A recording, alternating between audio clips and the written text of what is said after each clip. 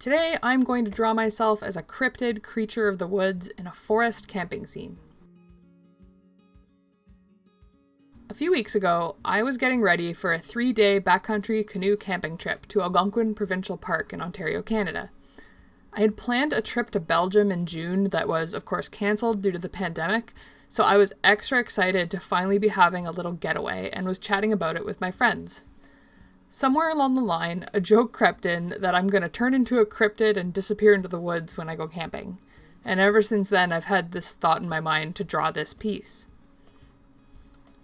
First things first, I have to figure out what a cryptid version of myself might look like.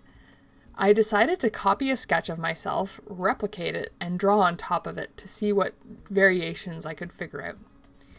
Some of you may be wondering what the heck I mean by cryptid.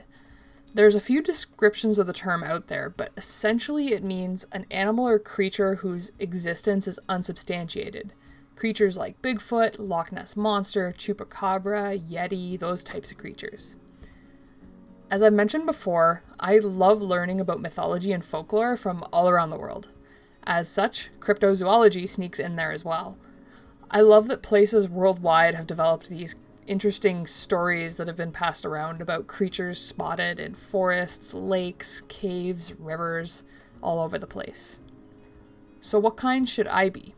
Well, first I thought about the wildlife that lives around where I live and where I go camping, which are a lot of the same animals because where I camp isn't too far away from my home. Creatures like moose, black bear, deer, owls, raccoons, otters, lynx, beavers, wolves, foxes. There are a lot of options to choose from.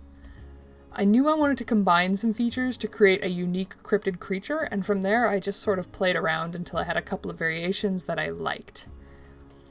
Before a commenter comes in to say that I'm basically drawing myself as a furry, yep, it's an anthropomorphic animal, so it can certainly be labeled as a furry. You're not wrong.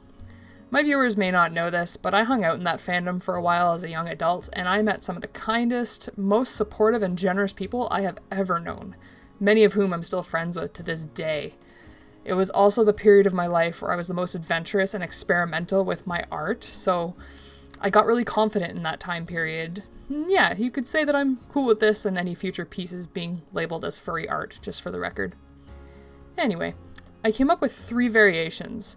A wolfish cryptid, a lynx-ish cryptid, and an owl-bear-ish cryptid. I slept on it before deciding the winner, which was the owlbear.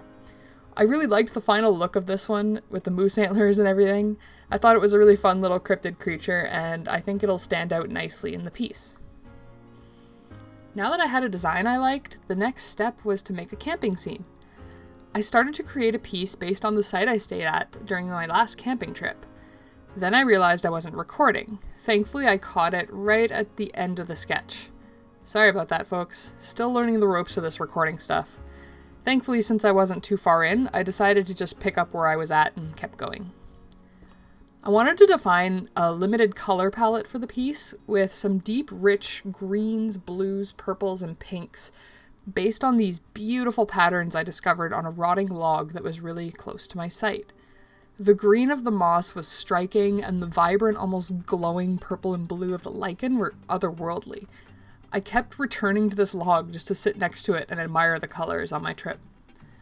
I eyedropped some of these colors and created a little palette to pull from. From there, I made the decision to do the ink and color on the campsite scene before adding little cryptid-me into the piece. You'll see why a bit later in the video. Working on this piece brings me back to all the joys I have about camping. For most of my life, I've been an avid backcountry camper. If you're not familiar with the term, backcountry camping is a type of camping that is a bit more isolated than camping on a standard campground. You typically reach backcountry campsites by hiking in, paddling in on a canoe, or otherwise getting a good way off the beaten path. There's no washrooms, showers, stores, or other amenities, but typically you're on a campsite that's been prepared and is regularly maintained by park rangers. In Algonquin Provincial Park, where I do most of my camping, almost all the backcountry campsites have a fire pit, a few clearings for pitching tents, a water source close by, usually a lake, and a thunderbox, which is a box privy which Frankly, I have no idea how it got its nickname, but I always assumed it was the loud noise it makes when you close the lid. Sometimes you can hear a thunderbox close all the way across the lake at another site. Awkward. Some campsites also have bonus stuff like makeshift tables. Those are especially popular on fishing lakes, and most sites I've camped on have a grill that's left next to the fire pit that anyone can use. So it's not exactly camping in the wilderness, but it's far more remote and private than more popular styles of camping. Typically, any campsites close by are at least a few kilometers away, so you get a lot more privacy and less noise doing this kind of camping compared to camping at campgrounds. I should note though, I don't mean to make this sound like camping at a campground is somehow a lesser experience. It's really great to be able to just drive up close to your campsite and bring as much stuff as you want or need. It's also much easier for camping with big groups, families with young kids, or those who require a certain degree of accessibility. Camping in the backcountry also requires a lot more preparation, and you really need to be aware of how much stuff you're bringing. If you're hiking into your site, you have to pack quite light as you're carrying all your gear on your back in a huge backpack, and hiking to your site can take anywhere from 1 to multiple hours. When canoeing, you'll have limited space in the canoe to load up gear as well, although you can typically bring much more in a canoe than a backpack, and weight and carrying everything in one place is much less of a concern. You also have to keep in mind leave no trace, which of course means you have to pack out everything you brought in, including your trash. Once you're at your site, there's a lot more to consider as well. For example, you can't leave your food out unsupervised, and you need to have a system to hang it in a tree at night to keep bears and other animals from accessing it. I use a rope and pulley system strung up between 2 trees. If you want to have a campfire, you typically can't bring your own firewood to backcountry sites due to space and weight limitations, so you'll be spending a good chunk of time venturing into the bush around your site to gather dry twigs and logs and then sawing them up into a great big firewood pile. I know some of that probably sounds unappealing. For me personally, the preparation and planning, both before and during camping, are a big part of the relaxation process for me. I have generalized anxiety disorder and also deal with depression on a regular basis.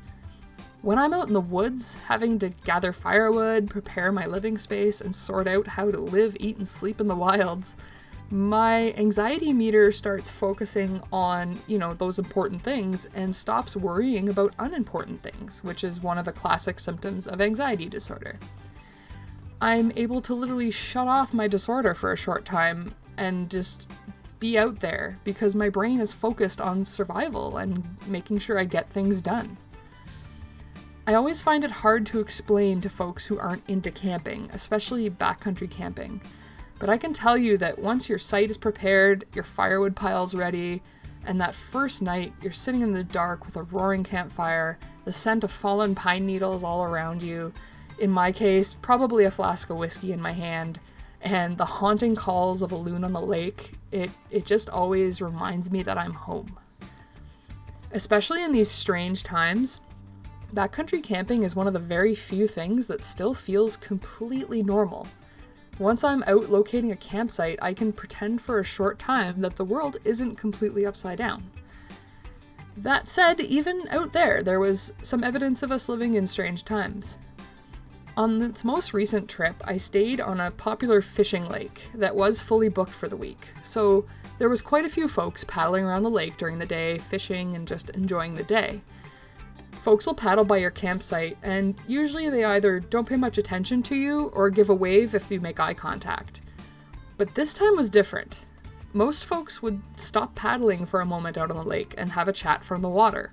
Sound carries very well on the water, so you can be pretty far away from someone and just be talking at normal volume and hear them perfectly.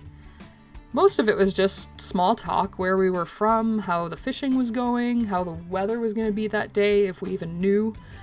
And even though I really appreciate the quiet and solitude of the backcountry, this time it was really kind of nice to connect with other campers in a meaningful way, just as they floated by the lake. Our desire to be social and caring of our peers in these strange times is evident everywhere, even in the backcountry.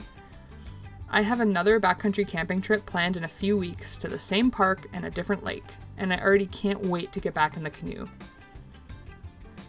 Once I was finished making the piece in Clip Studio Paint, I pulled it into Photoshop for a few minutes for a little bit of texture and color correction, and then I called it done.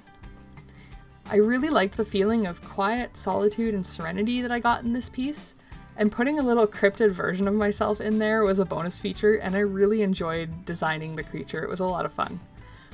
I had a lot of fun making this, and I hope you enjoyed watching and listening to me chat a bit about my love of camping. I've also created a version of the final piece minus my little cryptid self, and if you're interested, I have it available as a print and on some products in my shop, which I'll link below. I've spent a bit of time in Algonquin Provincial Park almost every year. It's full of nature, history, ruins, and life. I love the park, and I will continue visiting every year that I'm able to.